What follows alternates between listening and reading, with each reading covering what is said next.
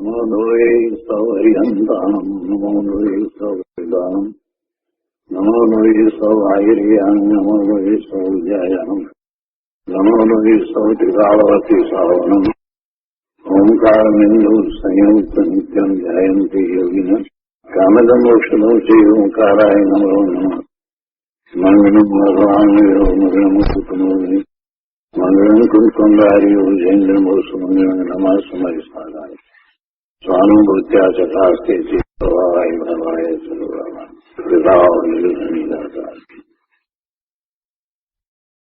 સમાધિ તંત્ર આચાર્ય ભગવાન પૂજ્યપાદ સ્વામી રચિત સમાધિ તંત્ર તથા શ્રી પ્રભાચંદ્રજી રચિત સમાધિ તંત્રની ટીકા એનો સ્વાધ્યાય ચાલે છે. એમાં ગાથા 95 અને 96 એનો સ્વાધ્યાય આપણે કરી રહ્યા છીએ. ગાથા 95 એમ કહ્યું કે જેને જ્યાં હિત બુદ્ધિ છે ત્યાં જ રુચિ છે અને ત્યાં જ એને શ્રદ્ધા ઉત્પન્ન થાય છે. એટલે જે વિષયમાં એને શ્રદ્ધા થાય છે તો પછી એ વિષયમાં જ એનું ચિત્ત લીન થાય છે. અને 96મી ગાથાની અંદર એ રીતે એમ કહ્યું કે જ્યાં એટલે જે વિષયમાં જીવને હિત બુદ્ધિ લાગતી નથી તો તેનાથી તેની શ્રદ્ધા ઉઠી જાય છે. અને જ્યાંથી શ્રદ્ધા ઉઠી જાય છે તો તે વિષયમાં એને લીનતા થતી નથી. તો આ 95 અને 96 એ બંને શ્લોક, એના અન્વયાર્થ, એની ટીકા, ભાવાર્થ, વિશેષ આ બધું કર્યું છે. અને એ પછીથી આ બંને શ્લોક ઉપર પૂજ્ય ગુરુદેવ કાંજી સ્વામીએ જે પ્રવચન આપ્યું છે એની આપણે શરૂઆત કરી છે. તો આત્મભાવના પુસ્તકમાં પાના નંબર 336 અહીંયા બીજા પેરેગ્રાફમાં ગુરુદેવ કહે છે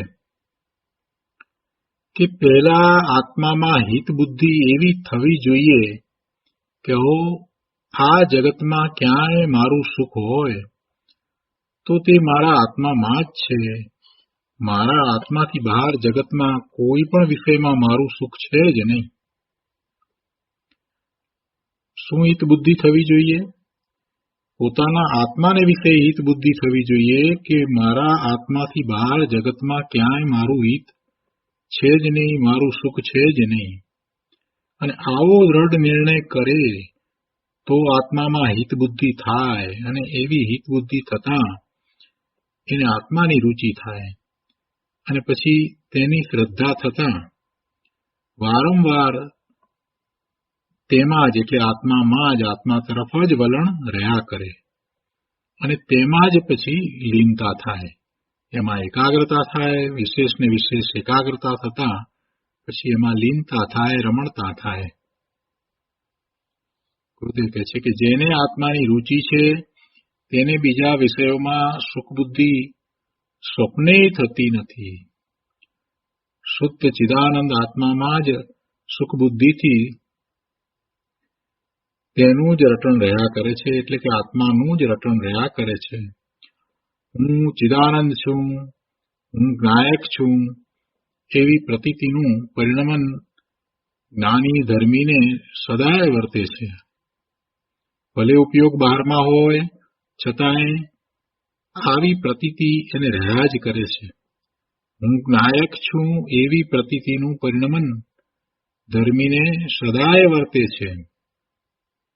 કેમ કે એવો અનુભવ થયો છે ને, એટલે આખી દ્રષ્ટિ બદલાઈ ગઈ છે. શ્રદ્ધા હવે સમ્યક થઈ ગયું છે. પોતે કોણ છે એનું ભાન થયું છે. અનાદિનો મિથ્યાત્વને કારણે એ પોતાને પર્યાય રૂપ માનતો હતો. જે પર્યાય છે એ પર્યાય રૂપે પોતાને એ માનતો હતો. તિર્યંતની પર્યાયમાં જાય તો પોતાને જે શરીર અને જે તિર્યંતની ગતિ મળી છે એ રૂપે માનતો હતો. મનુષ્યની પર્યાયમાં આવ્યો છે તો મનુષ્યની જે ગતિ થઈ છે અને સાથે જે શરીર મળ્યું છે, સ્ત્રી કે પુરુષ એવું શરીર મળ્યું છે, તો એ રીતે પોતાને માને છે અને એવો એને વેદ છે. પણ એનાથી જુદો પોતે જ્ઞાન સ્વરૂપ ભગવાન આત્મા છે એ વાત તો એને ક્યારેય લક્ષમાં લીધી જ નથી. હવે જ્યારે એને એવો અનુભવ થઈ જાય છે કે પોતે તો જ્ઞાન સ્વરૂપ આનંદ સ્વરૂપ છે, પોતે ચિદાનંદ છે, તો પછી એની પ્રતીતિ રહ્યા કરે છે. એવો અનુભવ થયા પછીથી હું જ્ઞાયક છું એવી પ્રતીતિનું પરિણમન ધર્મીને સદાય વર્તે છે. પરંતુ જેને એવો અનુભવ નથી થયો એવા અજ્ઞાનીને દેહ સાથે એકત્વ છે, દેહ સહિત જ પોતાનું અસ્તિત્વ માને છે અને દેહના કાર્યો પોતે કરી શકે છે એવી કર્તા બુદ્ધિ પણ પડી છે. જગતના પદાર્થોને પોતે ઈચ્છે તેમ પરિણમાવી શકે છે એવી પરની કર્તૃત્વ બુદ્ધિ પણ પડી છે. એટલે દેહની કર્તૃત્વ બુદ્ધિ અને બીજા અન્ય પદાર્થોની કર્તૃત્વ બુદ્ધિ અને બીજા બધા પદાર્થોમાં સુખની બુદ્ધિ, બીજા પોતાને ઈષ્ટ છે અથવા તો અનિષ્ટ છે એવી બુદ્ધિ, આમ અનેક પ્રકારે એને મિથ્યાત્વ છે. તો એવો એ અજ્ઞાની દેહ અને રાગને એ પોતા રૂપે માને છે. અજ્ઞાનીને દેહ તે હું, રાગ તે હું એવી ઊંધી પ્રતીતિનું પરિણમન સદાય વર્તે છે. જીવને જે વિષયની રુચિ થાય, જેની શ્રદ્ધા થઈ હોય, જેમાં હિત બુદ્ધિ લાગે એની રુચિ થાય અને એવી રુચિ અને શ્રદ્ધા થાય તો પછી ત્યાં વારંવાર એ એકાગ્રતા કરે, વિશેષ એકાગ્રતા થાય એટલે લીનતા હોય અને એનું જ રટણ રહ્યા કરે છે. ધર્મીને સ્વપ્ના પણ એવા આવે કે હું ચરમ શરીરી છું. ચરમ શરીરી એટલે કે છેલ્લું શરીર. હવે એ પછીથી એ નિર્વાણ પામશે અને બીજું શરીર ધારણ નહીં કરે. હવે જે સિદ્ધ થવાના હોય એને ચરમ શરીરી હોય છે, એટલે બીજું શરીર ધારણ કરવાના નથી હોતા. તો છેલ્લું શરીર છે એને ચરમ શરીર કહીએ છીએ. તો ધર્મીને સ્વપ્ના પણ એવા આવે કે હું ચરમ શરીરી છું, હું ભગવાનની સભામાં બેઠો છું, મુનિઓ મને આશીર્વાદ આપે છે. આ રીતે રુચિ અને શ્રદ્ધાનું જોર જીવને તે વિષયથી દૂર થવા દેતું નથી. જે વિષય છે, જેમાં રુચિ શ્રદ્ધા છે, એ વિષયથી એને હટવા દેતું નથી. તેને તેનું રટણ રહ્યા જ કરે છે. વજ્રપાત થાય કે દેવ ડગાવવા આવે તો પણ ધર્મીની શ્રદ્ધામાંથી આત્માનું રટણ ખસતું નથી.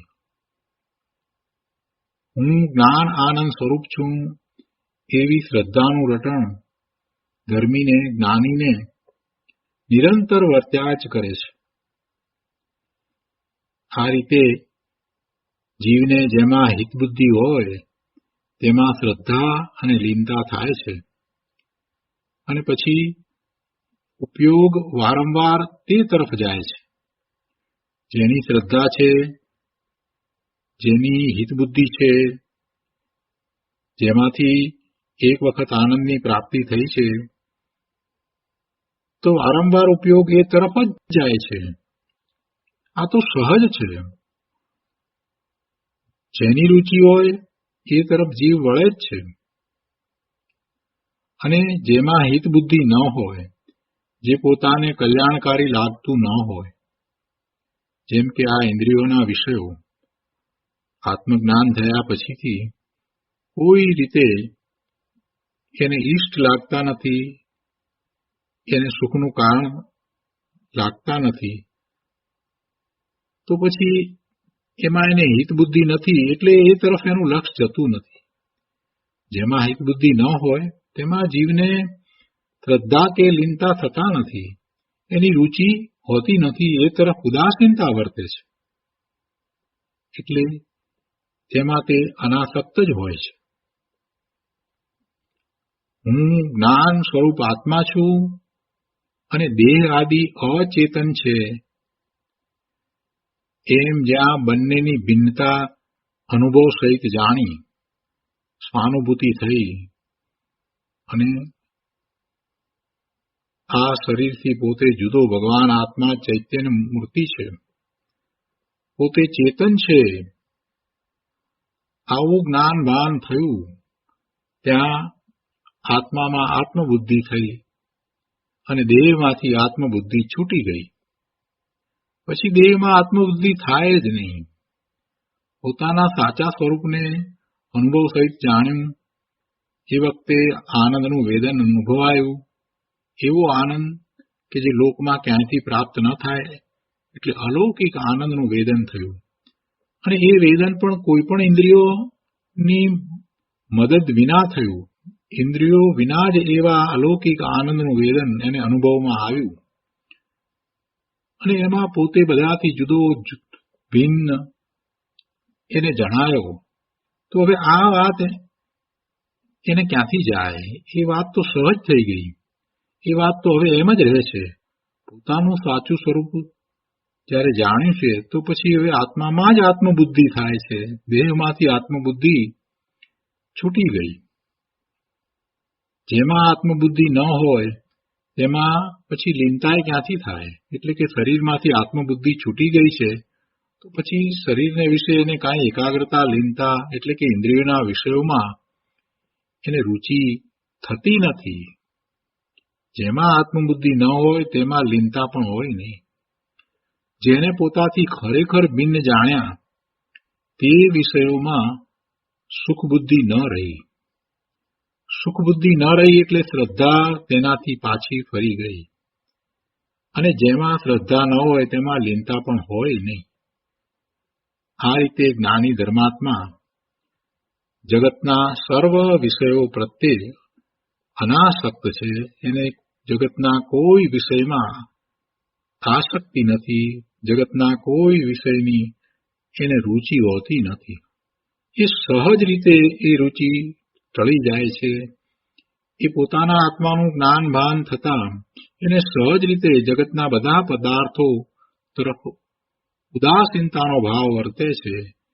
એટલે કે એને જ્ઞાન સહિતનો વૈરાગ્ય હોય છે. અને જ્ઞાન સહિતનો જે વૈરાગ્ય હોય છે એ જ ટકે છે. જ્ઞાન વિનાનો વૈરાગ્ય ટકતો નથી. આ ધર્માત્માને તો જ્ઞાન સહિતનો વૈરાગ્ય હવે થયો છે. વિતરાગી પરિણામ થયા અને હવે સાચો વૈરાગ્ય થયો છે. એટલે જગતના સર્વ વિષયો પ્રત્યે એને અનાસક્તિ છે. ગુરુદેવ કહે છે કે અરે જીવ, એક વાર તું નક્કી તો કર કે તારું હિત અને તારું સુખ શેમાં છે. એક વાર તું નક્કી તો કર કે તારું હિત અને તારું સુખ શેમાં છે. રોજ આની આ વાત સાંભળે ને એટલે પછી કેટલાક લોકો તો એમ કે આ તો ઘણી વાર સાંભળ્યું છે, આમાં નવું શું કહ્યું. એટલે એનો અર્થ શું થયો કે એમણે નક્કી નથી કરવું, પણ પેલા જે કહે છે, કહેવા વાળા છે અથવા તો લખવા વાળા છે અથવા તો જે સમજાવનારા છે એના મૂલ્યાંકનો કરવા છે. સ્વાધ્યાયમાં ઘણા લોકો એવા હોય છે. સ્વાધ્યાયમાં શું વાત આવી, કોણે એ વાત મૂકી છે, એ કહેનારા કેવા હતા, કેવા થઈ ગયા, કેવી એમની ભૂમિકા હતી, એમની કેવી પ્રતીત રહેતી હતી, આ બધાનો વિચાર કર્યા વગર ગમે તેમ બોલી નાખે. આ તો ઘણી વાર આવી ગયું. પણ ભાઈ ઘણી વાર આવ્યું છતાંય તમે તો એવા ને એવા કોરા રહી ગયા, એનું શું? એટલે એનો અર્થ એ થયો કે તમે કાંઈ નક્કી કર્યું નથી. આ જે વાત આવી એને તમે એક કાનથી સાંભળી અને બીજા કાનથી કાઢી નાખી, એમ જ થયું ને. એટલે ગુરુદેવ વારંવાર એની એ વાત સમજાવે છે અને વારંવાર એની વાત સમજાવતા કોઈક જીવને એ હૃદય સંસર્ગી ઉતરી જાય છે. કોઈક વિરલા હોય છે એ જ ખરેખર આવા પ્રયોગ કરે છે. બાકી તો સાંભળે છે લોકો અને માને છે કે આપણે ધર્મ કરીએ છીએ. કેટલાક લોકો તો સાંભળતાય નથી, કાં તો કે ઘણી વાર સાંભળ્યું, એમાં શું વાત છે. હવે એને તો એમાં મજા નથી આવતી. એને બહારની જ વૃત્તિ છે ને, અને વર્તમાનમાં પૂર્વના પુણ્યના ઉદયને કારણે અનુકૂળતાઓ છે, એટલે બીજો કોઈ વિચાર આવતો નથી કે પછી શું થશે, આ જીવ ક્યાં જશે એનો તો કોઈ વિચાર નથી. એટલે પછી આવી અમૂલ્ય વાત ચાલતી હોય એમાં એમ જ કહે કે આ તો સાંભળ્યું છે, ઘણી વાર સાંભળ્યું છે. અને એટલા માટે જ ગુરુદેવ આપણને અહીંયા ટકોર કરે છે કે એક વાર તું નક્કી તો કર. તે હજી નક્કી જ નથી કર્યું. તારું હિત શેમાં છે એ તે નક્કી નથી કર્યું. પ્રભુ તું નક્કી કર કે તારું હિત અને તારું સુખ શેમાં છે. તું કોણ છો પહેલા એ તો જાણ. તું અવિનાશી ચીજ છો, તું કાંઈ નાશવંત ચીજ નથી. તું અવિનાશી છો, અનાદિનો છે અને અંતકાળ સુધી રહેવાનો છે. તો પછી તું કેવી દશામાં રહીશ? અત્યારે થોડીક અનુકૂળતાઓ છે એટલે તું બધું ભૂલી ગયો. પૂર્વે કેવા કેવા ભવ કર્યા છે, તિર્યંકના ભવ કર્યા છે, નારકીના ભવ કર્યા છે. કેવી અવસ્થાઓમાં તું દુઃખી થયો છે. અત્યારે એ યાદ નથી એટલે શું એ ન હતું? ગુરુદેવ ઘણી વાર આ વાત કરે છે. તો તું વિચાર તો કર ભાઈ, તારે શું કરવાનું છે? તું કોણ છો? તારું સુખ ક્યાં છે? તારું હિત શેમાં છે? જેમાં સુખ લાગે તેની રુચિ અને તેમાં લીનતા થાય. આત્મામાંથી સુખની પ્રાપ્તિ થાય છે. પોતાનું સ્વરૂપ છે એ જ સુખમય છે. જગતમાં બીજે ક્યાંય સુખ શાંતિ છે જ નહીં. પોતાના સ્વરૂપમાં જ સુખ અને શાંતિ આનંદ બધું ભર્યું પડ્યું છે. એવી તું અવિનાશી ચીજ છો. તો તારા સ્વરૂપનો તું વિચાર કર. અને આ વાત કઈ નવી નથી. આ વાત કઈ નવી નથી. અનંત જીવોએ એમ વિચાર કરીને, એવો નિર્ણય કરીને પોતાનું હિત ક્યાં છે અને કેવી રીતે એની પ્રાપ્તિ થાય એનો નિર્ણય કરી અને આ માર્ગે ચાલીને, એટલે કે જ્યાં હિત લાગ્યું છે એવું પોતાનું સ્વરૂપ એમાં એકાગ્રતા કરીને એમાં લીનતા કરી છે. એટલે જેમાં સુખ લાગે, જેની રુચિ થાય, જ્યાં હિત બુદ્ધિ હોય ત્યાં એકાગ્રતા થાય અને લીનતા થાય. આત્માનું જ્ઞાન પદ બતાવીને અહીંયા આચાર્ય ભગવાન એ જ વાત કરે છે કે આત્મા છે તે જ સુખ જ્ઞાન આનંદનું કારણ છે. એ જ એકમાત્ર એકાગ્રતા કરવા જેવું છે. એમાં જ લીનતા કરવા જેવી છે. આત્માને વિશે કહે છે કે આમાં સદા પ્રીતિવંત બન, આમાં સદા સંતુષ્ટ ને, આનાથી બન તું તૃપ્ત, તુજને સુખ અહો ઉત્તમ થશે. આ જ્ઞાન સ્વરૂપ આત્મા સિવાય બીજે ક્યાંય તારું સુખ નથી. આ જ્ઞાન સ્વરૂપ આત્મા સિવાય બીજે ક્યાંય તારું સુખ નથી. પહેલા તો બીજે સુખની તું કલ્પના કરે છે એને છોડી દે. ત્યાં તારું સુખ નથી. માટે તેની રુચિ નહીં કર, તેની પ્રીતિ પણ ન કર, તેમાં એકતા ન માન, તેની સાથે એકત્વ બુદ્ધિ નહીં કર, તેની આસક્તિ છોડી દે. કેમ કે ત્યાંથી તને સુખની પ્રાપ્તિ થવાની નથી. જ્યાં સુખ હોય ત્યાંથી સુખની પ્રાપ્તિ થાય ને. સુખ તો આત્માના અનુભવમાં છે. સુખ તો આત્માના અનુભવમાં છે. કેમ કે આત્મા સુખનો સાગર છે. એટલે એક વાર એવો નિર્ણય કરી અને તારા નિજ આત્માનું લક્ષ્ય કર. એક વાર આવું લક્ષ્ય કરે તોય એના પરિણામનો વેગ પર તરફથી પાછો વળી જાય. પર તરફ જે દોડ્યો જાય છે ને એ દોટ અટકી જાય. એક વખત આત્માનો અનુભવ થાય તો પર તરફ દોડતો દોડતો એ તરફ જ જઈ રહ્યો છે તો એમાં એ અટકી જાય. પરિણામનો વેગ પર તરફથી પાછો વળી જાય અને પર તરફના વિષયો છે તે અતિ મંદ પડી જાય. એની રુચિ રહે નહીં. જેમાંથી સુખની પ્રાપ્તિ થતી નથી, જે શાંતિ અને આનંદનું કારણ નથી, એવું જગતનું જે કાંઈ છે તે તરફની રુચિ આપોઆપ ઘટી જાય, એ મંદ પડી જાય. કેમ કે જેમાં સુખ નહીં તેનો ઉત્સાહ ક્યાંથી હોય? એ તરફનો ઉત્સાહ હોય નહીં. અરે જીવ, જ્યાં અનંત સુખનું વેદન છે એવા તારા સ્વરૂપની પ્રીતિ તે ન કરી, અને જેમાં એકલું દુઃખ છે એવા બાહ્ય વિષયોમાં પ્રીતિ કરી તું મોહમાં અંધ બન્યો. હવે તો તું જાગ અને વિવેક કર. સ્વ પરને જુદા જાણીને સ્વરૂપનો પ્રેમ કર. સ્વ પરને જુદા જાણ એવો વિવેક કરીને પરથી તું જુદો છો, પરથી તું જુદો ભગવાન આત્મા પરિપૂર્ણ છો, સર્વજ્ઞ સ્વભાવી છો.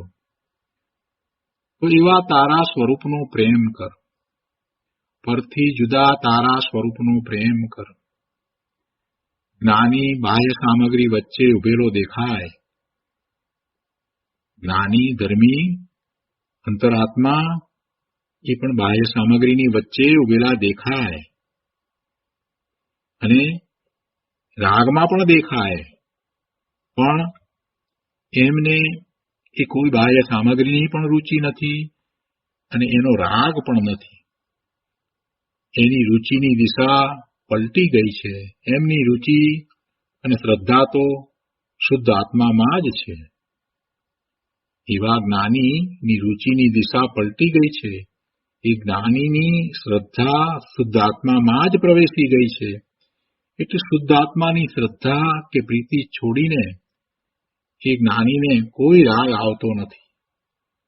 બાહ્યમાં પદાર્થો હોય, બાહ્યમાં સંયોગો પણ એવા અનુકૂળતાના હોય, મોટો રાજા હોય, પણ એ સંયોગોમાં એને કોઈ પ્રીતિ નથી, એમાં કોઈ રુચિ હોતી નથી. એકવાર પોતાના પરમાત્મા સ્વરૂપનો અનુભવ થાય પછી આખી દ્રષ્ટિ બદલાઈ જાય છે. બધું એના જ્ઞાનનું જ્ઞેય થઈ જાય છે. જગતના બધા પદાર્થો એ બધાના પરિણમનો, અને પરિણમન થાય છે તો પછી નવી નવી પર્યાયો થઈ રહી છે. આ બધું જ્ઞેય છે પ્રભુ. એ જિનેશ્વર ભગવાનના જ્ઞાનનું જ્ઞેય છે. તો એ જ્ઞેય કોઈના પણ જ્ઞાનનું જ્ઞેય થઈ શકે. તારા જ્ઞાનમાં અત્યારે એટલો ઉઘાડ નથી એટલે તને એ જ્ઞેય તરીકે ભલે ન દેખાતા હોય, પણ જગતના બધા જ પદાર્થોની, ભૂતકાળની, વર્તમાનકાળની, ભવિષ્યકાળની બધી જ પર્યાયો એ જ્ઞેય છે. એ સિવાય બીજું કાંઈ નથી. એમાં કાંઈ રંજિત થવા જેવું નથી. એ તને સુખ આપે એમ નથી. સૌ પોતપોતાના કારણે પરિણમી રહ્યા છે. જગત આખું પોતાના કારણે છે, કોઈ કોઈથી નથી. જગતના બધા જ પદાર્થોનું અસ્તિત્વ પોતાને કારણે છે, અને એ અસ્તિત્વ એ જાળવીને બેઠા છે. કેમ કે બીજું દ્રવ્ય એના અસ્તિત્વનો નાશ કરી શકે એમ નથી. કોઈ દ્રવ્ય બીજા દ્રવ્યનો નાશ કરી શકે એમ નથી. બધા દ્રવ્યો છે તે અવિનાશી છે, પર્યાય પલટાય છે, અને પર્યાય પલટાય છે તો એમાં કોઈ કોઈને પલટે છે એમ પણ નથી. આવી ચોખ્ખી વાત છે, આવી સ્પષ્ટ વાત છે. તો પછી એમાં રાગ કરવાનું શું કારણ? એમાં સુખની બુદ્ધિ કરવાનું શું કારણ છે? એ માત્ર જ્ઞેય છે. બસ એ મારા જ્ઞાનનું પણ જ્ઞેય છે. અને એ જ્ઞેય એ મને ન તો હિતકારી છે કે ન તો મને નુકસાન કરતા છે. અહિતકારી છે. એ અહિતકારી પણ નથી, હિતકારી પણ નથી. મને તો મારું સ્વરૂપ છે તે જ હિતકારી છે. મારા સ્વરૂપને જ્ઞેય બનાવીને તેમાં એકાગ્રતા કરું એ જ મને હિતકર છે. એ સિવાય બીજું કાંઈ મને હિતકર નથી. ગુરુદેવ કહે છે અહીંયા કે પેલા જ્ઞાની ધર્મી એની તો દ્રષ્ટિ બદલાઈ ગઈ છે. જ્ઞાની બાહ્ય સામગ્રીની વચ્ચે ઉભેલા દેખાય, અને એ આપણને ક્યારેક રાગમાં દેખાય, પણ એમને તો એની બાહ્ય સામગ્રીની કે રાગની કોઈ રુચિ નથી. એમની રુચિની દિશા પલટી ગઈ છે. એમને તો આત્માનું જ લક્ષ્ય છે, એની જ રુચિ છે. એની શ્રદ્ધા, એટલા જ્ઞાનીની શ્રદ્ધા શુદ્ધ આત્મામાં જ પ્રવેશી ગઈ છે. એટલે શુદ્ધ આત્માની શ્રદ્ધા કે પ્રીતિ છોડીને એમને રાગ આવતો નથી. સ્વભાવનું સુખ જેણે ચાખ્યું સ્વભાવનું સુખ જેણે ચાખ્યું તેને પરભાવમાં ક્યાંય એકત્વ બુદ્ધિથી લીનતા થાય જ નહીં. આ રીતે જ્ઞાનીની પરિણતિ પર વિષયોથી પાછી વળીને નિજ આત્માને જ ધ્યેય બનાવે છે. જ્ઞાનીની પરિણતિ બધા જ પર વિષયોથી પાછી વળીને, જ્ઞાનીની પરિણતિ તો સ્વ તરફ વળી ગઈ છે, એટલે બધા પર વિષયોથી, જગત આખું એને માટે પર છે, એ બધા પર વિષયોથી એની પરિણતિ પાછી વળીને નિજ આત્માને જ ધ્યેય બનાવે છે. તો આ રીતે આ 95 તથા 96 એ બે શ્લોકનો વિસ્તાર અહીંયા પૂરો થાય છે. હવે અહીંયા 96માં શ્લોક પછીથી કહે છે કે જેમાં ચિત્ત લીન થાય છે તે ધ્યેય ભિન્ન તથા અભિન્ન એમ બે પ્રકારે હોય છે. ત્યાં ભિન્ન આત્મરૂપ ધ્યેયનું ફળ દર્શાવીને કહે છે. એટલે પહેલા ભિન્ન આત્મરૂપ ધ્યેયનું ફળ 97માં શ્લોકમાં દર્શાવે છે, અને તે પછીથી 98માં શ્લોકમાં અભિન્નનું ફળ દર્શાવશે. 97 અને 98 બંને શ્લોક એ રીતે જ છે. શુદ્ધ આત્મા કે જેમાં ચિત્તને લીન કરવાનું છે, તો ચિત્તને લીન કરવાના બે પ્રકાર છે. એટલે એવી ઉપાસનાના બે પ્રકાર છે. એક ભિન્ન ઉપાસના અને બીજી અભિન્ન ઉપાસના. અભિન્ન એટલે જે પોતાથી જુદી નથી એવી અભિન્ન, એટલે સ્વરૂપને વિશે જ ઉપાસના થાય તે અભિન્ન ઉપાસના. અને બીજી ભિન્ન ઉપાસના એટલે પોતાના સ્વરૂપથી ભિન્ન, એટલે કે અર્યંત અને સિદ્ધ ભગવાનની ઉપાસના. એમ બે પ્રકારે ઉપાસના છે, અને બંને પ્રકાર દ્વારા છેવટે તો એ પોતે પોતાના ધ્યેયરૂપ શુદ્ધ આત્મામાં જ ચિત્તને જોડે છે. એ વાત અહીંયા સમજાવી છે. તો પહેલા ભિન્ન ઉપાસનાની વાત કરી છે. ભિન્ન એટલે પોતાના આત્માથી ભિન્ન ઉપાસના, એની વાત અહીંયા પહેલા લીધી છે. 97માં શ્લોકમાં જે વાત લીધી છે એ ભિન્નની વાત લેવામાં આવી છે. ભિન્ન આત્મરૂપ ધ્યેયનું ફળ દર્શાવીને આ 97મો શ્લોક કયો છે. શ્લોક 97. ભિન્ન આત્માનમ ઉપાસ્યાત્મા પરો ભવતી તાદૃશ્ય વર્તી દીપમ યથોપાસ્ય ભિન્ના ભવતી તાદૃશી. 97માં શ્લોકના અન્વયાર્થમાં કહે છે કે આત્મા ભિન્ન આત્માનમ ઉપાસ્ય, આત્મા પોતાનાથી ભિન્ન આત્માની ઉપાસના કરીને, આત્મા પોતાનાથી ભિન્ન આત્માની ઉપાસના કરીને, પોતાનાથી ભિન્ન આત્માની ઉપાસના એટલે કે સિદ્ધ પરમેશ્વર, અર્યંત પરમેશ્વરની ઉપાસના કરીને. તો કહે છે કે આત્મા, આ આત્મા એ પોતાનાથી ભિન્ન આત્મા એટલે કે એવા સિદ્ધ ભગવાન અને અર્યંત ભગવાનની ઉપાસના કરીને તાદૃશ્ય પરભવતી, તેના સમાન પરમાત્મા થાય છે. પરભવતી એટલે પર એટલે પરમાત્મા, તાદૃશ્ય એટલે કે તેમના સમાન, એ અર્યંત પરમેશ્વર, સિદ્ધ પરમેશ્વર છે, એમની ઉપાસના કરી અને તેમના સમાન પોતે પરમાત્મા થાય છે. યથા ભિન્નાવર્તી, જેમ દીપકથી ભિન્ન બત્તી એટલે વાટ, દીપકની વાટ. દીપમ ઉપાસ્ય, દીપકની ઉપાસના કરીને એટલે તેને પામીને તાદૃશી ભવતી, તેના જેવી દીપક સ્વરૂપ થઈ જાય છે. તેમ આ દ્રષ્ટાંત આપ્યું છે. દીપક છે એની અંદર વાટ છે, તો વાટ જે છે પોતે પણ સળગી અને દીવારૂપ થાય છે ને. એટલે દીપક થી ભિન્ન દીપકની વાટ દીપકની ઉપાસના કરીને એટલે કે તેને પામીને તેના જેવી એટલે દીપક જેવી થઈ જાય છે તેવી રીતે આ આત્મા પણ પોતાથી ભિન્ન એવા અર્યંત અને સિદ્ધ ભગવાનના આત્માની ઉપાસના કરીને તેમના સમાન પરમાત્મા થાય છે. ટીકામાં કહે છે કે ભિન્ન આત્માની એટલે આરાધકથી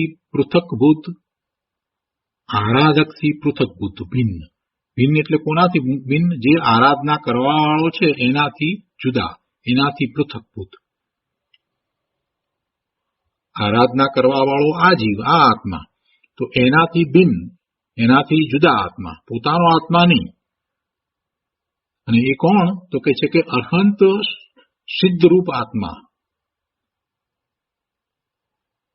ભિન્ન આત્માની એટલે આરાધકથી પૃથકભૂત અર્હંત સિદ્ધરૂપ આત્માની ઉપાસના કરી, આરાધના કરી. આત્મા એટલે કે આરાધક પુરુષ તેવો એટલે કે અર્હંત સિદ્ધ સ્વરૂપ સમાન પર એટલે પરમાત્મા થાય છે. અહીં તે જ અર્થનું દ્રષ્ટાંત કહે છે કે વાટ ઇત્યાદિ જેમ દીપથી ભિન્ન વાટ દિવેટ દીપને ઉપાસી એટલે કે પામી તાદૃશ્ય તેના જેવી થાય છે, અર્થાત દીપરૂપ થાય છે. તેવી રીતે આ આત્મા અર્યંત અને સિદ્ધના આત્માની ઉપાસના કરીને, આરાધના કરીને એ અર્યંત અને સિદ્ધ સ્વરૂપ સમાન પરમાત્મા થાય છે. ભાવાર્થમાં કહે છે કે જેમ વાટ દીપકની ઉપાસના કરી દીપકનો ગાઢ નજીક સંબંધ સાધી તદ્રૂપ દીપક રૂપ થઈ જાય છે, તેમ આ આત્મા પોતાનાથી ભિન્ન આત્માની અર્હંત સિદ્ધરૂપ પરમાત્માની ઉપાસના કરીને સ્વયં તેમના સમાન પરમાત્મા થઈ જાય છે. જો હવે આ વાતને આપણે સારી રીતે સમજવાની છે. અહીંયા વિશેષની અંદર એની સમજ આપી છે કે કઈ રીતે થાય છે. અર્હંતાદિ ભિન્ન સાધ્યની ઉપાસના દ્વારા અર્થાત તેમના દ્રવ્ય ગુણ પર્યાયના સત્ય જ્ઞાન દ્વારા જો જીવ પોતાના દ્રવ્ય ગુણ પર્યાયને સમ્યકપણે જાણે અને તેની પ્રતીતિ કરે તથા ત્યારબાદ અર્હંત આદિ પર તરફનું પણ વલણ હટાવી સ્વસન્મુખ થઈ સમ્યક શ્રદ્ધા જ્ઞાનપૂર્વક પોતાના ચૈતન્ય સ્વરૂપમાં સ્થિરતા કરે તો તેનો મોહ નાશ પામે છે અને તે પરમાત્મા થાય છે. આ પ્રવચનસારની ગાથા 80 માંથી લેવામાં આવ્યું છે. અર્હંતના દ્રવ્ય ગુણ પર્યાયને પોતાનામાં સ્થાપીને એમ ત્યાં જે વાત લીધી છે એનામાંથી આ વાત લીધી છે. ગુરુદેવે એનો વધારે વિસ્તાર કર્યો છે. અહીંયા શું કહે છે કે અર્હંત આદિ ભિન્ન સાધ્યની ઉપાસના દ્વારા, ઉપાસના એમની કરે છે પણ કેવી રીતે કરે છે? તો કે તેમના દ્રવ્ય ગુણ પર્યાયના સત્ય જ્ઞાન દ્વારા, એટલે અર્યંત ભગવાનનું દ્રવ્ય, એમના ગુણો, જે પ્રગટ ગુણો થયા છે તે અને વર્તમાન પર્યાય, આનું યથાર્થ જ્ઞાન કરીને જો જીવ પોતાના દ્રવ્ય ગુણ પર્યાયને સમ્યકપણે જાણે અને તેની પ્રતીતિ કરે તથા ત્યારબાદ અર્હંત આદિ પર તરફનું પણ વલણ હટાવી અને સ્વસન્મુખ થઈ સમ્યક શ્રદ્ધા જ્ઞાનપૂર્વક પોતાના ચૈતન્ય સ્વરૂપમાં સ્થિરતા કરે તો તેનો મોહ નાશ પામે અને એ પરમાત્મા થાય. અર્યંત ભગવાનનું દ્રવ્ય અને પોતાનું દ્રવ્ય, અર્યંત ભગવાનનું દ્રવ્ય જેવું છે તેવું જ પોતાનું દ્રવ્ય છે. દ્રવ્ય અપેક્ષાએ તો પોતે પણ શુદ્ધ છે. ગુણ, અનંત ગુણનો પિંડ ભગવાન આત્મા પોતે પણ છે. અનંત ગુણો એના પણ છે અને અર્યંત ભગવાનના પણ અનંત ગુણ છે. પણ અર્યંત ભગવાને એવા અનંત ગુણ ને પ્રગટ કર્યા છે, પોતે એ ગુણને પ્રગટ નથી કર્યા. પોતાને શક્તિરૂપે એવા ગુણો છે પણ એની પ્રગટતા થઈ નથી.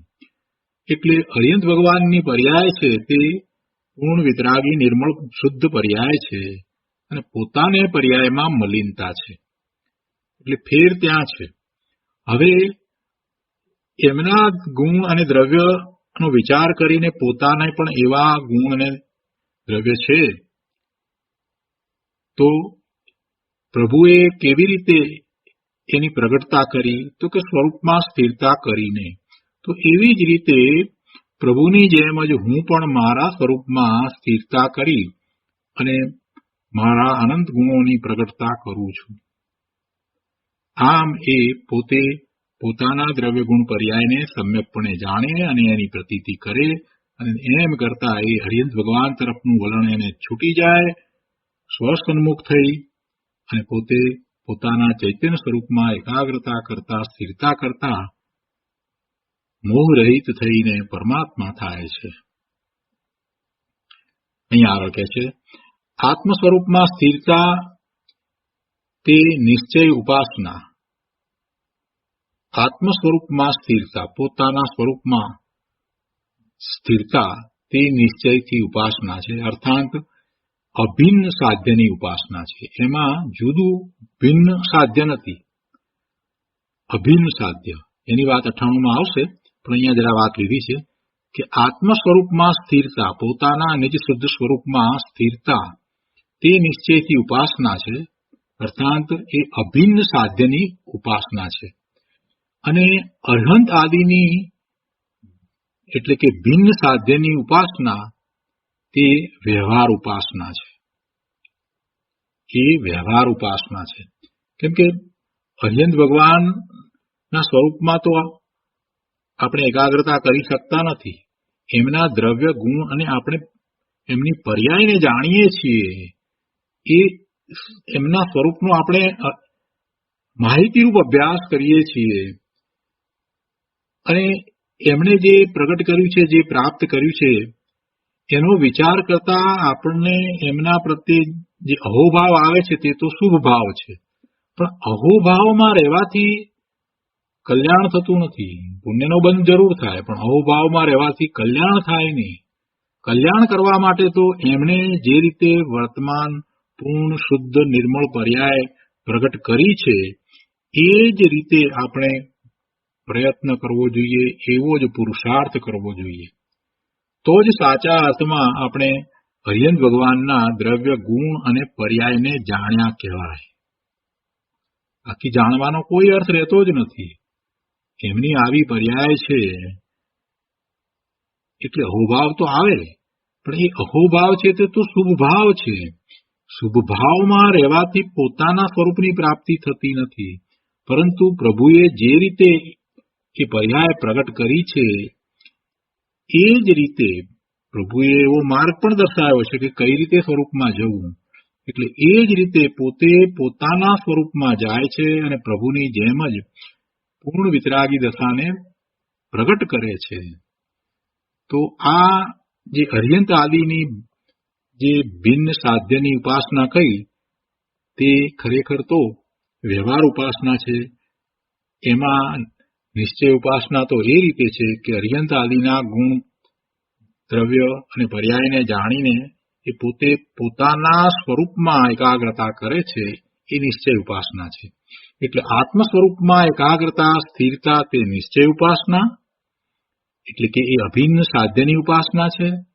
અને અર્હંત આદિ ભિન્ન સાધ્યની ઉપાસના તે વ્યવહાર ઉપાસના છે.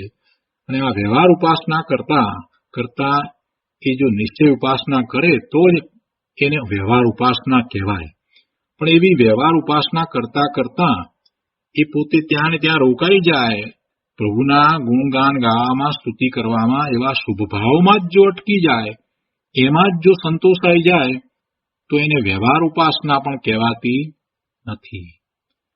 કેમ કે નિશ્ચય વિના વ્યવહાર હોય નહીં. જો નિશ્ચય ઉપાસના છે તો જ એને વ્યવહાર ઉપાસના કહેવાય. પણ નિશ્ચય ઉપાસના કરતો જ નથી. પોતાના અભિન્ન સ્વરૂપને ઉપાસના, પોતાના અભિન્ન સાધ્યની ઉપાસના, આત્મ સ્વરૂપમાં સ્થિરતા, પોતાના સ્વરૂપમાં સ્થિરતા, એવી ઉપાસના તે નિશ્ચય ઉપાસના. તો એવી નિશ્ચય ઉપાસના કરતો જ નથી. અને માત્ર અરિયંત ભગવાનના કે સિદ્ધ ભગવાનના દ્રવ્ય ગુણ પર્યાયનો વિચાર કરી અને અહોભાવ પ્રગટ કરે, સ્તુતિ કરે, વંદન કરે, તો એથી એને વ્યવહાર ઉપાસના થાય છે. પણ એ વ્યવહાર ઉપાસના નામ ત્યારે જ પામે જો એને નિશ્ચય ઉપાસના હોય તો. પણ નિશ્ચય ઉપાસના કરતો નથી અને માત્ર એવી સ્તુતિ આદિ કરે છે તો એ શુભભાવ છે, એથી વિશેષ કાંઈ નથી. અને આવો શુભભાવ તો જીવે અનંતકાળમાં કેટલીય વાર કર્યો છે, પણ મૂળ વાત એ ભૂલી ગયો છે કે પરમેશ્વરના સ્વરૂપને જાણીને એમના પુરુષાર્થનો વિચાર કરીને પોતે પણ એ જ રીતે પુરુષાર્થ કરવાનો છે.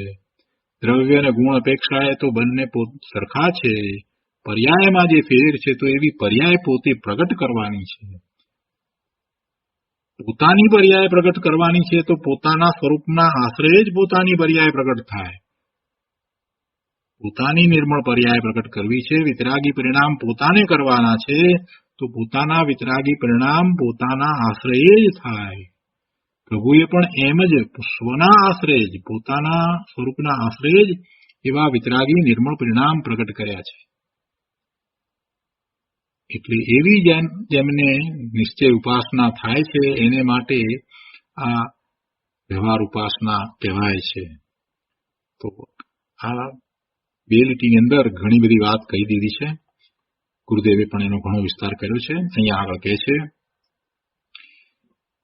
કે સાધક દશામાં સમ્યક દ્રષ્ટિ જીવને અસ્થિરતાના કારણે, અસ્થિરતા વિશે આપણે ઘણી વાર વાત કરી છે. અસ્થિરતા એટલે પોતાના સ્વરૂપમાં એકાગ્રતા ન થાય, ત્યાં સ્થિરતા ન થાય અને વારમાં આવવાનું થાય, એને આપણે અસ્થિરતા કહીએ છીએ.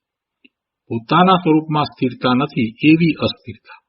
તો સાધક દશામાં સમ્યક દ્રષ્ટિ જીવને, જો સાધક દશા અને સમ્યક દ્રષ્ટિની વાત લીધી છે, અજ્ઞાની મિથ્યા દ્રષ્ટિની વાત નથી. સમ્યક દ્રષ્ટિ સાધક જીવને, જેને પોતાના સ્વરૂપનો અનુભવ કર્યો છે, એને સ્વરૂપમાં સ્થિર થઈને રહેવાતું નથી એટલે બહારમાં આવે છે, તો એવા જીવને એવી અસ્થિરતાના કારણે ભગવાનની પૂજા ભક્તિ આદિ રૂપ પુણ્યબંધની સંપ્રાપ્તિના હેતુભૂત, એટલે કે પુણ્યબંધના કારણ રૂપ, પુણ્યબંધની સંપ્રાપ્તિના હેતુભૂત, એટલે કે જેને કારણે પુણ્યબંધ થાય છે એવા આ પૂજા ભક્તિ આદિ સુગ્રાગ એને એની ભૂમિકા અનુસાર આવે છે. પણ તે તેનો આત્મહિત માટે, તેને એ આત્મહિત માટે ભલો માનતો નથી.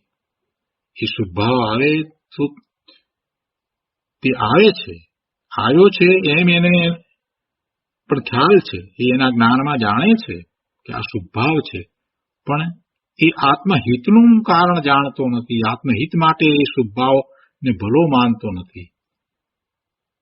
એ શુભભાવ છે, એ રાગ છે, અને રાગ છે તે રોગ સમાન છે એમ એ માને છે.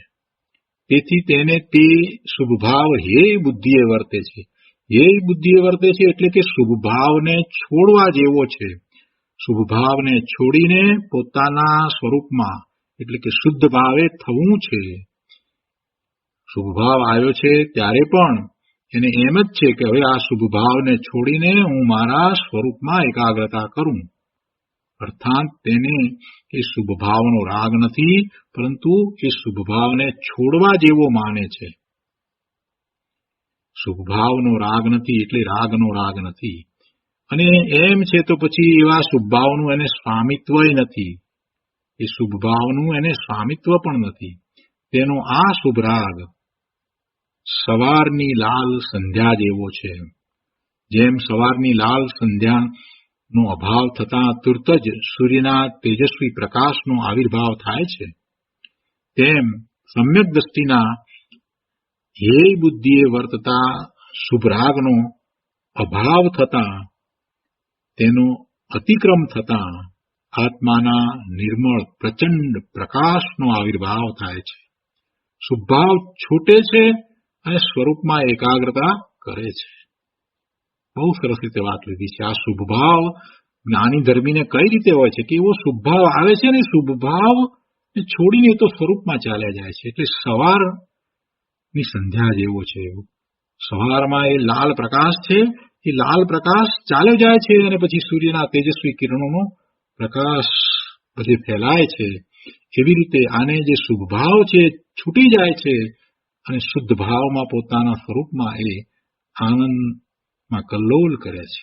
બહુ સરસ ઉપમા આપી છે કે જેમ સવારની લાલ સંધ્યાનો અભાવ થતા તુરત જ સૂર્યના તેજસ્વી પ્રકાશનો આવિર્ભાવ થાય છે, તેમ સમ્યક દ્રષ્ટિના હેય બુદ્ધિએ વર્તતા શુભરાગનો અભાવ થતા, તેનો અતિક્રમ થતા આત્માના નિર્મળ પ્રચંડ પ્રકાશનો આવિર્ભાવ થાય છે. રાગરૂપ સવિકલ્પ દશાનો એટલે વ્યવહારનો અભાવ થતા વિતરાગરૂપ નિર્વિકલ્પ દશા પ્રગટ થાય છે. સવિકલ્પ દશા ગઈ અને નિર્વિકલ્પ દશા થઈ. સવિકલ્પ દશામાં શુભ ભાવ હતો, એ વ્યવહાર હતો, એનો અભાવ થયો અને હવે વિતરાગી પરિણામ થયા. નિર્વિકલ્પ દશા થઈ, એવા વિતરાગી પરિણામ થયા. આ દશામાં જીવને વચનાતીત એટલે વચનમાં ન કહી શકાય તેવો, આ દશામાં જીવને વચનાતીત જે વર્ણનમાં ન આવી શકે તેવો અપૂર્વ આનંદનો અનુભવ થાય છે. એ રીતે સમ્યક દ્રષ્ટિના ભિન્ન આત્માની ઉપાસના રૂપ શુભ રાગનો અભાવ તે મોક્ષનું પરમાત્મા પદનું સાક્ષાત કારણ છે. ભિન્ન આત્માની ઉપાસના જે છે એ ભિન્ન આત્માની ઉપાસના એ સ્વભાવ રૂપ છે અને એ છૂટીને એને નિશ્ચય ઉપાસના થાય છે અને એ નિશ્ચય ઉપાસના છે એ મોક્ષનું પરમાત્મા પદનું સાક્ષાત કારણ છે. એટલે કહે છે કે આ રીતે સમ્યક દ્રષ્ટિના ભિન્ન આત્માની ઉપાસના રૂપ શુભરાગનો અભાવ થાય છે અને એને નિશ્ચયથી શુદ્ધ ભાવ રૂપ અભિન્ન ઉપાસના થાય છે અને એ જ મોક્ષનું પરમાત્મા પદનું સાક્ષાત કારણ છે. તો આ રીતે અહીંયા 97મી ગાથા પૂરી થાય છે. હવે આ ગાથા ઉપર પૂજ્ય ગુરુદેવ કાંજી સ્વામીએ જે વિસ્તાર કર્યો છે તે આપણે લઈએ. આત્મભાવના પુસ્તકમાં અહીંયા પાના નંબર 338 ઉપર ગુરુદેવ કહે છે કે હવે ધ્યેયરૂપ શુદ્ધ આત્મા કે જેમાં ચિત્તને લીન કરવાનું છે તેની ઉપાસના બે પ્રકારે છે એની વાત કરે છે. એક ભિન્ન ઉપાસના અને બીજી અભિન્ન ઉપાસના. એ બંનેનું સ્વરૂપ દ્રષ્ટાંત સહિત સમજાવે છે તથા તેનું ફળ પણ બતાવે છે. ધર્માત્માને જે વિષયમાં ચિત્તની લીનતા કરવા જેવી છે તે ધ્યેયની ઉપાસના બે પ્રકારે છે. એક તો ભિન્ન આત્મા એટલે કે અર્યંત અને સિદ્ધ ભગવાન એમની ઉપાસના, અને બીજું અભિન્ન એટલે કે પોતાનો આત્મા એની ઉપાસના. તો તેમાં ભિન્ન આત્માની ઉપાસનાનું ફળ શું છે તે દ્રષ્ટાંત સહિત બતાવે છે. એટલે 97મી ગાથાની વાત લીધી છે. એટલે કહે છે કે સિદ્ધ ભગવાનને ઓળખીને ઉપાસતા સિદ્ધ થવાય છે. અને 97મી ગાથાનો વિસ્તાર કરતા ગુરુદેવ કહે છે કે આ આત્મા પોતાથી જુદા ભિન્ન એવા અર્હંત તથા સિદ્ધ પરમાત્માની ઉપાસના આરાધના કરીને તેમના જેવો પરમાત્મા પોતે થઈ જાય છે. કઈ રીતે થાય છે? તો દીપકની વાટની માફક. તો શું કહે છે? કઈ રીતે? તો કે દીપકથી ભિન્ન એવી જે વાટ છે તે પણ દીપકની આરાધના કરીને અર્થાત તેની અત્યંત નિકટતા પામીને પોતે દીપક સ્વરૂપ થઈ જાય છે. તેમ અર્હંત અને સિદ્ધ પરમાત્માના સ્વરૂપને ધ્યાવતા આત્મા પોતે પરમાત્મા થઈ જાય છે. આગળ કહે છે, સમયસારની પહેલી ગાથામાં પણ આ વાત કરી છે. ત્યાં વંદિતુ સર્વ સિદ્ધે એમ કહીને સર્વ સિદ્ધ ભગવાનને વંદન કર્યા. કઈ રીતે? કે સિદ્ધ ભગવંતો પૂર્ણ શુદ્ધતાને પામેલા છે તેઓ સાધ્ય સ્વરૂપ જે શુદ્ધ આત્મા તેના પ્રતિછંદના સ્થાને છે. સાધ્ય સ્વરૂપ શું છે? સાધ્ય સ્વરૂપ તો પોતાનું શુદ્ધ સ્વરૂપ છે, શુદ્ધ આત્મા છે, તે જ સાધ્ય સ્વરૂપ છે. અને એવા સાધ્ય સ્વરૂપ શુદ્ધ આત્માના પ્રતિછંદના સ્થાને કોણ છે? સિદ્ધ ભગવંત છે. સિદ્ધ ભગવાન શુદ્ધ આત્મા છે. તેથી તે સિદ્ધ ભગવાનને ધ્યાવીને એટલે કે તેમના જેવા પોતાના શુદ્ધ સ્વરૂપનું ધ્યાન કરીને આ આત્મા પણ તેમના જેવો શુદ્ધ થઈ જાય છે. આ રીતે ભિન્નમાંથી અભિન્નમાં આવી જાય છે. ભિન્ન એવા સિદ્ધ આત્માને ધ્યાવીને પોતે પોતાના સ્વરૂપનું ધ્યાન કરે છે અને એમ કરતા એ ભિન્નમાંથી અભિન્નમાં આવી જાય છે. પરલક્ષ છોડીને સ્વતત્વને લક્ષમાં લે ત્યારે તેની ભિન્ન ઉપાસના પણ સાચી કહેવાય. સિદ્ધ ભગવાન નમસ્કાર કરે છે, વંદન કરે છે, એમની સ્તુતિ કરે છે, પછી એમના સ્વરૂપનો વિચાર કરે છે, એમનું સ્વરૂપ પૂર્ણ શુદ્ધ છે, અને પછી એવા શુદ્ધ સ્વરૂપની ઉપાસના કરવી છે. તો એવું શુદ્ધ સ્વરૂપ ક્યાં છે? તો કે પોતાનું પણ એવું જ શુદ્ધ સ્વરૂપ છે. વર્તમાન પર્યાયની મલિનતાને ગૌણ કરીએ તો પોતાનું પણ એવું સિદ્ધ સમાન શુદ્ધ સ્વરૂપ છે. તો એ સિદ્ધ ભગવાન નું લક્ષ કરીને રહ્યો તો ત્યાંથી હવે એ પોતે પોતા તરફ વળી જાય છે અને એમ એ પોતે પોતાના શુદ્ધ સ્વરૂપની ઉપાસના કરે છે. અને એમ ઉપાસના કરે છે તો એ ઉપાસનાને સાચી ઉપાસના કહેવાય અને તે પોતે ઉપાસ્ય જેવો પરમાત્મા બની જાય છે. સ્વતત્વને લક્ષમાં લે ત્યારે તેની ભિન્ન ઉપાસના પણ સાચી કહેવાય. પણ જો એ સ્વતત્વને લક્ષમાં રહેતો જ નથી અને માત્ર સિદ્ધ ભગવાનની સ્તુતિ જ કરે છે, એમના પ્રત્યે અહોભાવ જ પ્રગટ કરે છે, તો એને નિશ્ચયથી ઉપાસના થતી નથી. એટલે એને અભિન્ન ઉપાસના થતી નથી. એટલે પોતે પોતાના પરમાત્મા સ્વરૂપને એ પ્રગટ કરી શકતો નથી. એટલે અહીંયા કહે છે ગુરુદેવ કે પોતે ઉપાસ્ય જેવો પરમાત્મા બની જાય છે. પોતે પોતાને ઉપાસે છે. પણ જો એમ નથી કરતો અને એકલા પર સામે જ જોયા કરે તો તેને ભિન્ન ઉપાસના પણ સાચી થતી નથી અને તેનું ખરું ફળ તે પામતો નથી. માત્ર એને પુણ્યનો બંધ પડે છે, બીજું કાંઈ થતું નથી. આગળ કહે છે, પ્રવચનસારની વાત લીધી છે. ગુરુદેવ કહે છે કે વળી પ્રવચનસાર ગાથા 80માં પણ કહ્યું છે કે જે જાણતો અર્હંતને ગુણ દ્રવ્યને પર્યાયપણે તે જીવ જાણે આત્મને તસુ મોહ પામે લય ખરે.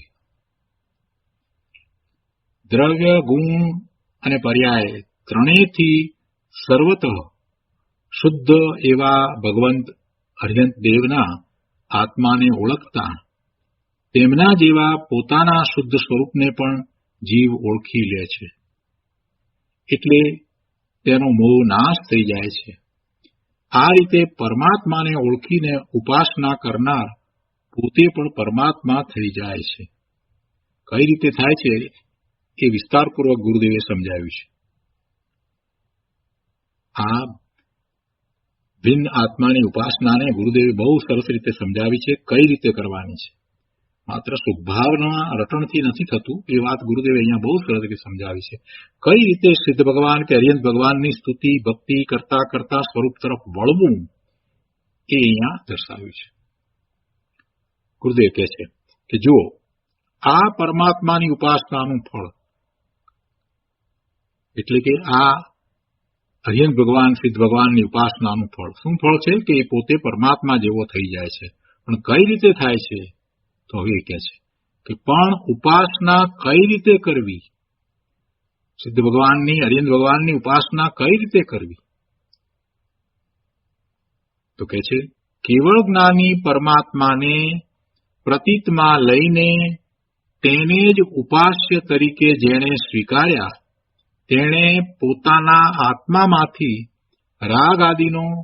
કે અલ્પજ્ઞતાનો આદર કાઢી નાખ્યો. પહેલી વાત, જે કેવળી ભગવાનને એવા પરમાત્માને પ્રતીતમાં લઈને, એટલે એમના દ્રવ્ય, ગુણ અને પર્યાય ને બરાબર જેમ છે તેમ દ્રવ્યસૂત્રના અભ્યાસ દ્વારા જાણીને એ સ્વીકારે છે, એમને પ્રતીતમાં લઈને તેને જ ઉપાસ્ય તરીકે સ્વીકારે છે. એટલે તેને એટલે જે શુદ્ધ આત્મ સ્વરૂપ છે એને ઉપાસ્ય તરીકે સ્વીકારે છે. દ્રવ્ય અને ગુણોનો સમૂહ એવું દ્રવ્ય છે, એ તો પૂર્ણ શુદ્ધ જ છે, અને પ્રભુએ તો એને પર્યાયમાં પણ પ્રગટ કર્યું છે. તો એવા શુદ્ધ સ્વરૂપને ઉપાસ્યું તો પર્યાયમાં પ્રગટતા થઈ છે. આવો વિચાર કરીને હવે આ જીવ કેવળ જ્ઞાની પરમાત્માને પ્રતીતમાં લઈને તેને જ ઉપાસ્ય તરીકે જેણે સ્વીકાર્યા, તેણે એટલે કે એવા આ જીવે પોતાના આત્મામાંથી રાગ આદિનો કે અલ્પજ્ઞતાનો આદર કાઢી નાખ્યો. જો ખરેખર એને એવી રીતે ઉપાસ્યા હોય, પ્રભુનું એને મહાત્મા આવ્યું હોય, તો પછી એને રાગ આદિ અને અલ્પજ્ઞતાનો આદર કાઢી નાખ્યો. એને એ જવું જ જોઈએ. રાગનો આદર એને હોય જ નહીં. પોતાના સ્વરૂપનું જ્ઞાન ભાન અનુભવ સહિત નથી થયું, પણ પ્રભુના સ્વરૂપનું જ્ઞાન ભાન કરીને હવે જ્યારે એ એમ મેળવે છે કે પ્રભુ જેવું પોતાનું સ્વરૂપ છે, તો પછી રાગનો આદર ક્યાંથી હોય? એટલે રાગ આદિનો આદર તો એ કાઢી નાખે. હવે વાત બીજી એ રહી કે અલ્પજ્ઞતાની, કે પ્રભુને તો પૂર્ણ દશા પ્રગટ થઈ છે, એમને તો કેવળ જ્ઞાન છે અને પોતે તો અલ્પજ્ઞ છે. તો અલ્પજ્ઞતા કર્યા કરશે કે સ્વરૂપનું લક્ષ કરશે? પોતે પોતાની અલ્પજ્ઞતા તરફ દ્રષ્ટિ કરશે તો પોતાને વિતરાગી પરિણામ થશે, કે સ્વરૂપનું લક્ષ કરશે તો વિતરાગી પરિણામ થશે? જો અલ્પજ્ઞતાનો આદર કર્યા કરશે, પોતે અલ્પજ્ઞ છે એમ જ વાતને પકડીને બેસી રહેશે, તો એને કાંઈ લાભ થવાનો નથી. પ્રભુની પૂર્ણ દશા, કેવળ જ્ઞાનની દશા, સર્વજ્ઞતાની દશા, એનો જો તને આદર છે તો એ દશા તો જીવની સહજ દશા છે. અને આ અલ્પજ્ઞતાની દશા જે છે એ તો સહજ દશા નથી, એ તો ક્ષણિક દશા છે, એ કાયમ રહેતી નથી. અલ્પજ્ઞતાની દશા ભલે અનંતકાળથી છે, પણ એક વાર જાય પછી ફરીને એ આવતી જ નથી. પછી અનંત કાળ સુધી એ પૂર્ણ વિતરાગી સંપૂર્ણ દશા, કેવળ જ્ઞાનની દશા, સર્વજ્ઞતાની દશા એ જ રહે છે. એટલે અલ્પજ્ઞતાની દશાનો આદર હોય કે પૂર્ણ દશાનો આદર હોય, પૂર્ણ દશાનો જ આદર હોય તો પછી અલ્પજ્ઞતાનો આદર પણ કાઢી નાખવો. ગુરુદેવ અહીંયા એમ કહે છે કે એવા કેવળ જ્ઞાની પરમાત્માને તે જો ખરેખર જાણ્યા છે, એમને પ્રતીતમાં લીધા છે, એમને ઉપાસ્યા છે, તો તને એવો સ્વીકાર થઈ જ જવો જોઈએ કે પોતાનું પણ એવું જ પૂર્ણ શુદ્ધ સ્વરૂપ છે, અને આ અલ્પજ્ઞતા અને આ રાગ, ભલે ને ગમે તેવો શુભભાવ હોય તો પણ એ રાગ છે, એ કોઈ રીતે પોતાનું સ્વરૂપ નથી. પોતાના સ્વરૂપમાં કોઈ એવો ગુણ નથી કે જેને કારણે એ અલ્પજ્ઞતા કે રાગ આદિ હોય. એટલે એનો આદર કાઢી નાખવો જ પડે. એનો આદર કાઢે છે તો પછી આગળ વાત બને છે. તો શું થાય છે? આગળ કહે છે કે એને પૂર્ણ સામર્થ્યવાન જ્ઞાન સ્વભાવનો જ આદર કરે છે. અલ્પજ્ઞતા અને રાગનો આદર કાઢીને પોતાનું જ્ઞાન સ્વરૂપ છે, પોતાનું પૂર્ણ સામર્થ્ય છે કે એ પોતે એવા પોતાના જ્ઞાન આનંદ સ્વભાવને પ્રગટ કરે તો એનો આદર થાય. પોતાના પૂર્ણ સામર્થ્યવાન જ્ઞાન સ્વભાવનો આદર કરે, અને એમ થાય છે તો એની ઉપાસના સાચી ઠરે છે. એટલે કહે છે કે એ રીતે જ્ઞાન સ્વભાવનો જ આદર કરીને પોતે પોતાના સ્વભાવ તરફ ઝૂકી જાય છે. તે જ અરિહંત અને સિદ્ધ પરમાત્માની ખરી ઉપાસના છે. અને એ રીતે જ્ઞાન સ્વભાવ તરફ ઝૂકીને તેમાં એકાગ્ર થતા થતા તે પોતે પણ પરમાત્મા થઈ જાય છે. બહુ સરસ વાત છે. હજી આનો વિસ્તાર વધારે આવશે. આજનું સ્વાધ્યાય આપણે અહીંયા સુધી રાખીએ છીએ. હવે સુખધામ બોલીએ. સુખધામ અનંત સુસંત ચરી દિન રાત રહે તદ જ્ઞાન મહી પ્રકાંતિ અનંત સુધામય પ્રણમુ પદ તે